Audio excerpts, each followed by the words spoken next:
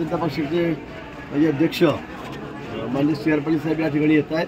दौरे तर माननीय पंतप्रधानांचे झालेत, अमित भाईंचे झालेत, गडकरी साहेब येत आहेत, योगीजी या ठिकाणी येत आहेत, सी.आर. पाटील साहेब पण उद्या या ठिकाणी जळगाव जिल्ह्यामध्ये येत आहेत। जळगाव जिल्हा त्याचं घर आहे, ते इथलेच आहेत आणि एवढ्या मोठ्या पदावर येऊन त्या गुजरातमध्ये देशामध्ये बसलेले आहेत, त्याचा अभिमान आम्हाला सर्वांना या ठिकाणी आहे आणि प्रचारासाठी ते या ठिकाणी जळगावला येत आहेत। उद्या बैठकी जाहीर सभा नाही पण काही बैठका या ठिकाणी आम्ही आयोजित केलेल्या आहे। भारतीय जनता पार्टीचा देखील सभा झालेली होती, संजय राऊत यांची देखील सभा झाली होती। अतिशय खालच्या शब्दामध्ये त्यांनी उल्लेख केलेला आहे आपल्या मित्रपक्षांचा, आपल्याचा कशा पद्धतीचा संजय राऊतांनी कोणाचा उल्लेख केला?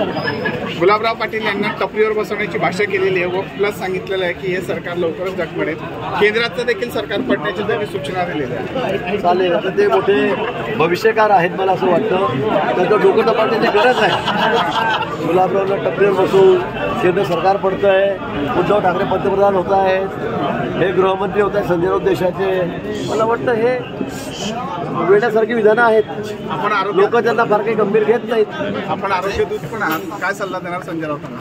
तपासू कशामध्ये त्याची वैद्यकीय तपासणी करून घेऊ चालल्या डॉक्टरकडून। मला सायकेट्रिक चाललेले डॉक्टर माहीत आहेत, त्याच्याविषयी आपण तपासणी करून घेऊ।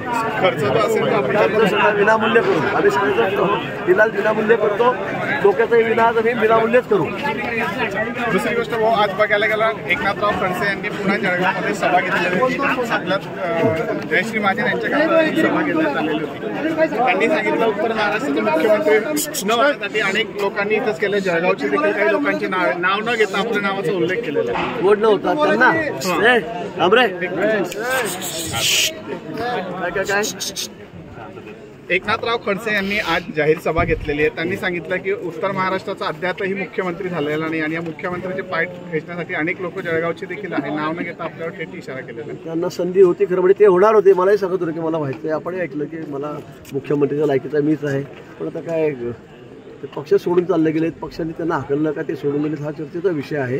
पण मला वाटतं की आता ते आमच्या पक्षात नाही, त्यांनी शरद पवार साहेबांना सांगावं, ते MLC आहेत, ते आता मुख्यमंत्री होऊ शकतात। पवार साहेबांनी जर त्यांना केलं तर त्यांनी बघावं तिकडे प्रश्न, आमच्याकडे तर काही प्रश्न नाहीच येतं त्यांचा।